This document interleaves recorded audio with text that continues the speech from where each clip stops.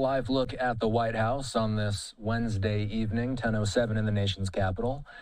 We're going to be talking about some political headlines coming up here. Let's start off by talking about Georgia, specifically Georgia's Brad Raffensperger. He's the Republican Secretary of State who rejected President Trump's call to help overturn the state's 2020 election results. Well, today he said that he's going to be running for the state's governorship in 2026. Our friends at WAGA, Fox 5 in Atlanta, bringing us the latest. I'm a conservative Republican, and I'm prepared to make the tough decisions. I follow the law and the Constitution, and I'll always do the right thing for Georgia, no matter what. After months of speculation, Secretary of State Brad Raffensperger jumped into the Georgia governor's race Wednesday. Raffensperger joining a crowded field of high-profile candidates. He really is coming up against a really strong Republican bench coming out the gate. I think when the year started, we weren't sure that it was going to be this many Republican candidates. We knew that Burt Jones was planning to run.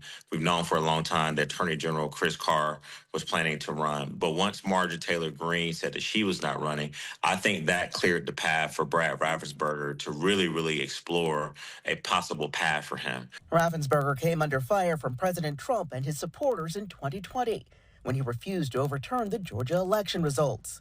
Political strategists say it will remain a major issue for the Secretary of State going into the next election cycle. It does define him. For some people, they see him as a courageous patriot. Others see him as someone who failed to stand up for Trump at an important time.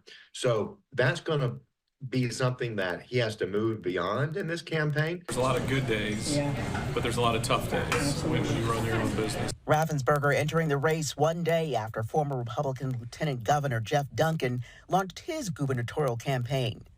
Duncan recently switched parties and is running as a Democrat.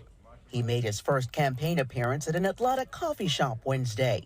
I'm the only one in this race that's going to be able to beat a Republican. And we know who that Republican is going to be. It's going to be whoever Donald Trump handpicks, and he's already called that card. And I'm the only one that can show up in November of 26 and get Democrats, independents, and disgusted Republicans to show up and vote. Fox 5 Atlanta bringing us that piece, a live look at Atlanta on this Wednesday evening. Standing by is Tom LoBianco. He's with 24 Site News. He's here. He's going to discuss with us Raffensperger and a slew of other political headlines. Tom, can a figure like Raffensperger succeed as a Republican candidate despite he and Trump being at odds? That's a really great question. If it was any state other than Georgia, I would say definitely not.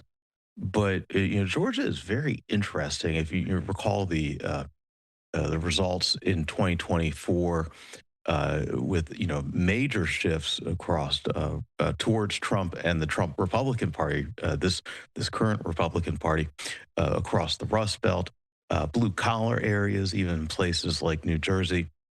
Georgia was a state that did not move in that direction, notably. And Raffensperger himself did do very well way back in 2022. And I say, way back in 2022, a lot has changed since then. This question of whether or not he can get past, that was a historic phone call when Trump said, he wanted him to find, as his terminology was, find 11,780 votes to throw the election results to Trump after he lost Georgia. I don't know that he would be able to get beyond something like that. But if there was any state where that might be a possibility, it probably is Georgia. Let me throw a bizarre idea possibly past you. Could Raffensperger draw some Democratic support come 2026?